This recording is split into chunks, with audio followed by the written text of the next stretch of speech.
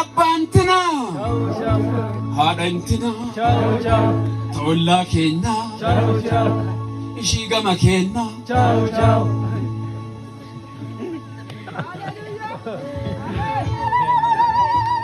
Amen.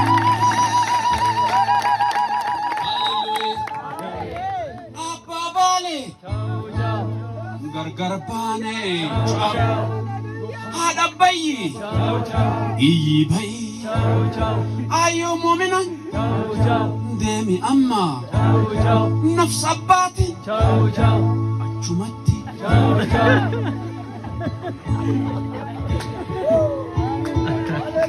amen amen oni difeka kalai na amen jadbe kalai kawanna garno tanagagaru yetaba amen amen amen